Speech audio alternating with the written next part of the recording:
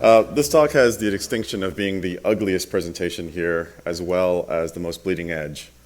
And I will forewarn you that there are no basics in this talk.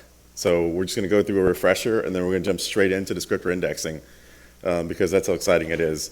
But the real reason is that it would probably take 2 hours to go through the full talk, and we had to cut some stuff. And the other thing is that the subtitle to this talk should be Descriptor Indexing. Here's all the words that you know in English. Here's what they mean in Vulkan. So there's a lot of overloaded words, so feel free to ask me what they mean specific to descriptor indexing at the end of the talk. And here's what we're going to cover. We'll do a brief overview of what the extension brings. We'll do a rush descriptors refresher. Then we'll go into some of the particulars in descriptor indexing, the highlights. And then we'll talk more about unbounded and then about non-uniform indexing. So a little history of why this extension came about is if you ask somebody like Tiago, like how many resources do you want to bind at one time, they'll tell you all of them. And that means that there's a lot of bindings that we need to access during shader runtime. And so through a lot of back and forth in the Khronos group, we finally came up with something that matches what you're pretty familiar with in DX. And so what descriptor indexing brings is it brings two features to Vulkan. The first one is to have extremely large sets or unbounded in DX talk, and the next one is, and it's orders of magnitude larger, like crazy large. And the one after that is dynamic non-uniform resource indexing. And this is mostly to make non-uniform resource index possible in HLSL. I don't know if you guys are using that yet, but it's been highly requested, and it looks like it's an awesome feature. I get to write all the test code for it, and so I know what it does. So descriptor indexing is an EXT extension, and EXT means that the IHVs are not required to implement this, but all the desktop IHVs have it, and I believe NVIDIA has it in their public driver now as of 3.97 or 39740, and AMD and Intel, it's coming soon, so that should be out hopefully soon. So EXT extensions may or may not become a part of the core, and what we do with these extensions is that we put them out so people can test them, use them, see how they apply to their app/engine design, and then provide us feedback. And your feedback definitely helps shape how this extension will become if it becomes part of the core or a KHR extension. And if it becomes a KHR extension, that means it's available all across the board. Okay, so descriptors refresher. So descriptors in Vulkan have both the descriptor counts that's available have both a per stage and a per set limit. We're going to focus on the per set limit in this talk. And descriptors are essentially collections of bindings described by set layouts. So in your shaders, you have a bunch of resources, textures, buffers, samples, etc. They're collected into a layout, and this layout determines what the set looks like. And allocation, descriptor sets are allocated against pools. Pools have both a max set and a count limitation. And as far as updating goes, descriptors, updates happen outside of the command. Right now, updates must happen outside of the command record and execution. And you can update the descriptors in bulk, but they're specified individually. And we'll talk about that in just a minute. And the shader binding. So each descriptor binding maps to a single resource binding in the shader, including arrays. And this is slightly different from DX, and it's a little confusing if you look at the Spear V. Like the first time I looked at it, I freaked out. Okay, so updating. Here's what's possible now. So you can update as long as you're not in executable state. And executable state means that you are the state isn't pending. And pending means that the GPU might be working on it. And that was confusing to me when I first heard it too. But essentially, once you've bound the descriptor set inside the command buffer, you can't touch it. And if you do touch it, the behavior is undefined. And the two places that people often want to touch it are before it goes into queue submit and right after. You're not really sure what happens there. But once you're sure that the command has been processed, then you can start updating it again. And the next thing is arrayness. So here's a very simple shader, and it has an array of textures of 10. And so it starts at T1 and it goes for 10. So T1 to 0, T10. And if you look at the FXT generation, it creates all 10 registers.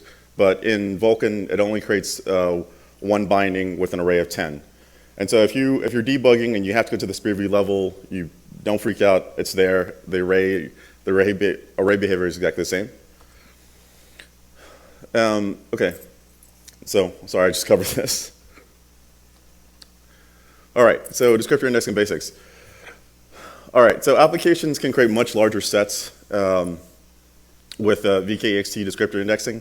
Shaders can index descriptors using dynamic non-uniform.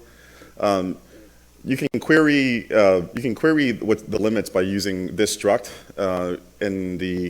when you're doing the get physical device properties, and you can also query the features, and you can toggle using.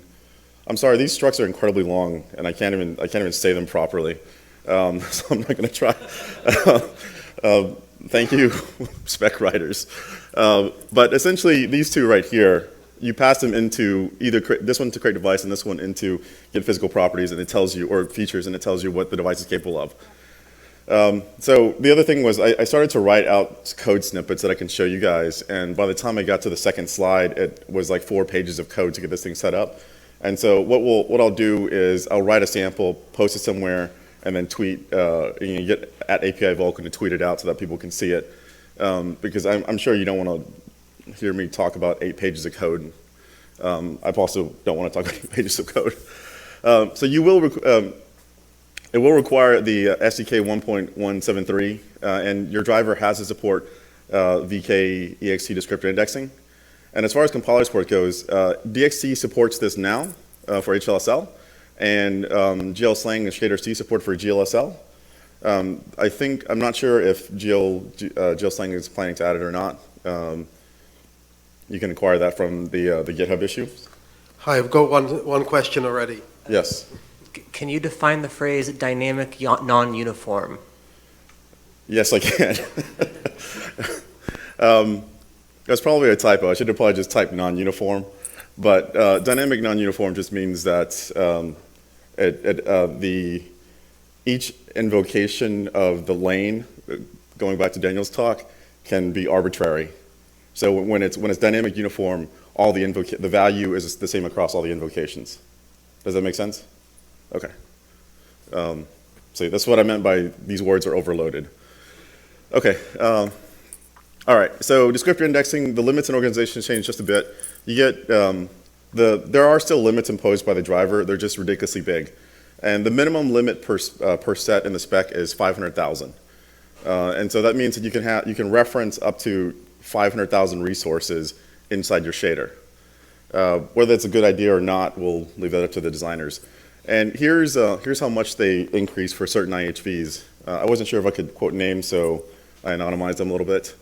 So the first IHV, the sample images went from 90,000 to 1 million, and the samplers went from 4,000 to 1 million.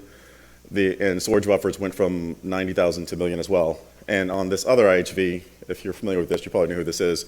It's a few thousand shy of 4 billion, and it went to the full, 2 to the 32nd minus 1. So Nguyen maxes the limit. And the other thing about the arrays at the shader level is that they can be unbounded. So if you're looking at this extension in the spec, it won't use unbounded except for maybe 1 or 2 sentences. Variable size or variable count is what the Vulkan version of this is called. Even though you activate this extension, you don't automatically get, not all things are unbounded. You have to tell it that, hey, I want this binding to be unbounded. And we'll get into the specifics of more of this in just a little bit. But as far as updating goes, a few things have changed. So you can now update after you bind the command buffer. And the command buffer will use the most recent versions of what you updated with.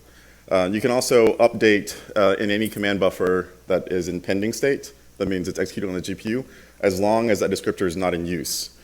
There is quite a bit of setup, which is hopefully will be demonstrated to the code. I won't walk you through that, but it's about a page of code.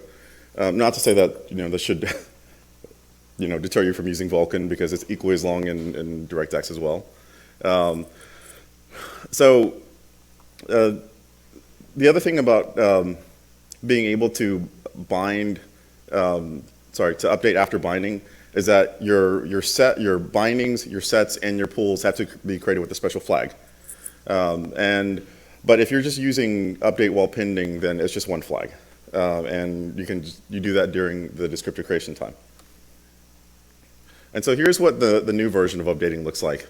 And obviously you can update after you bound, and you can update even after you submit, as long as you know that the descriptors are not in use. All right.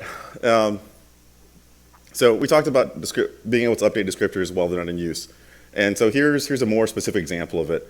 So let's say you have a reference in a shader that has 65,000 entries, or 65K entries. And there's 8K objects, and each one of them references 8 textures. So your bound is open-ended on the upper. So it's object ID times 8, and object ID times 8 plus 8. So each object would reference a texture, one of the 8 textures in this range. And the way that this hypothetical engine happens to work is that everything is deferred until it comes in the scene. So as you're moving throughout the level, things get loaded, and your PSOs are created, your descriptors are created, etc. And so this particular binding is always partially populated until you've seen everything at least one time. And so this is all okay now, whereas before, if you try to do this, either validation will give you a warning, or you'll just crash, or the driver will do something completely funny. But there is a flag that you need to put when you're creating the descriptor binding, and you want to tell it, hey, this descriptor binding, I want it to be partially bound. All right, so on unbounded. So a quick recap from earlier. The variables, again, we call it variable size in Vulkan. And it requires this really long flag to make it work, and I hope you have autocomplete on in your IDE. I just copy and paste from the spec. And so the other thing to note is that there's still limits, so you still have to specify the pool count, but the descriptor count becomes the upper bound of what bindings are possible. And I haven't tried creating 4 gigs worth or 4 billion descriptors, and I'm not entirely sure what will happen if you tried that, but the minimum definitely works. So the other thing is that there's a slight restriction on which of the descriptor bindings can be unbounded or variable size, and it has to be the last entry in your set. And so there's a slight difference between this and how it works in DX. In DX, there's a namespacing on all the resource types, so you can be unbounded on any of these, and it won't care too much, assuming your IHV supports it. Vulkan only lets you do it on the last one. So if when you're designing how you want resources to be indexed, whether dynamically or not, keep this in mind. And this is the part about non-uniform indexing. So we established earlier that the array indexing works the same in HLCell for Vulkan and DirectX, the lower level mechanics notwithstanding. And there's some slight differences in the unbounded behavior between Vulkan and DirectX, and hopefully having large sets can help you alleviate this.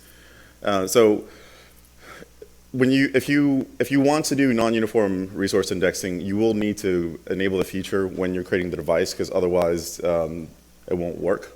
And each one of the fields, each one of the resource types has its own individual field to be toggled. So you can uniform buffers, storage buffers, textile buffers, etc.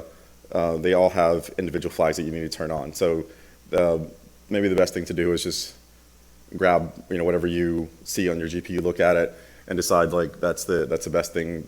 And make sure that you make the decision to turn those on, or error out if you are using a feature in your shader that isn't supported by the GPU. And so here's non-uniform resource index in HLSL, it works it works the exact same way in DirectX as it does in Vulkan, in Vulkan as it does in DirectX, and it's currently only supported in DXE. So here's a very pathological case of what it would look like. I had printed out the Spear V for this, and it was actually a lot longer than I thought it would be, and it also looked completely incomprehensible by any reasonable person, so I'll save you from it. But, so here's some things that you should take away from this talk for this amazing extension. First of all, is you can have much larger descriptor sets, and the updating of these descriptors have changed, become a lot more flexible, more akin to what you're used to in other APIs. And non-uniform resource indexing. And if you're not using that, those are very specific cases of when you would want to use that, and you may not need to use that if you don't have a case where you need to index non-uniformly. Are there any questions so far? Yes.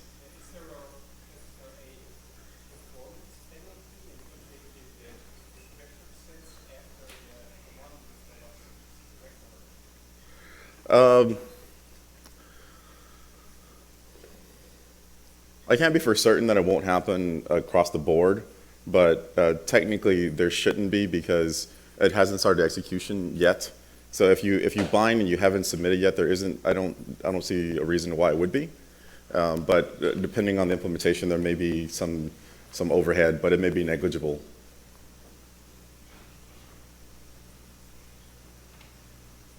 Any other questions?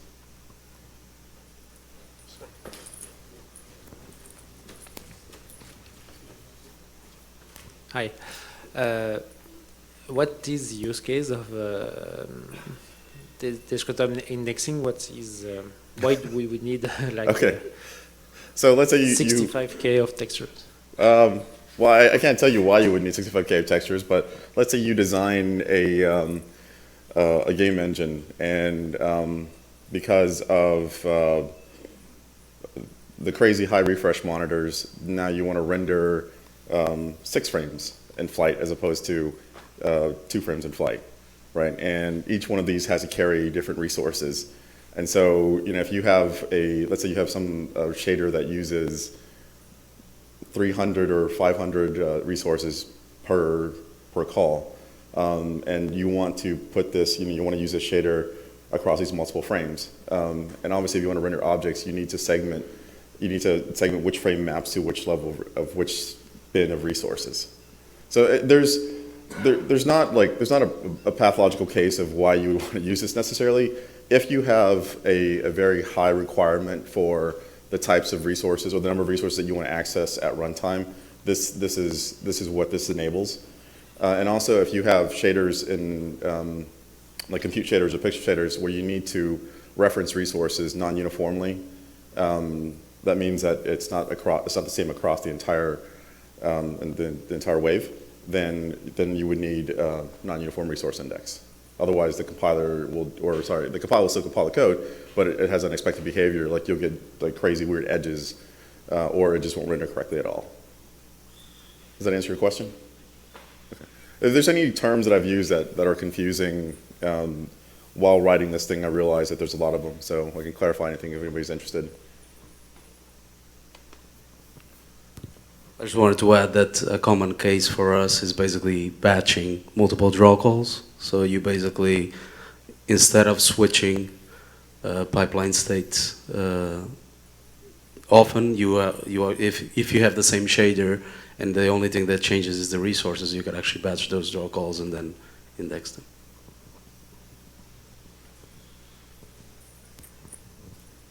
Okay. That's all the questions? Okay, so first of all, so Vulkan with this extension allows you to have much larger descriptor sets and allows you to have more flexible updates. And so this means like updating the descriptors are quite a bit of work in Vulkan, right? So Marcus is going to talk to us about an extension that reduces some of the pressure and makes it easier to update bulk resources in Vulkan.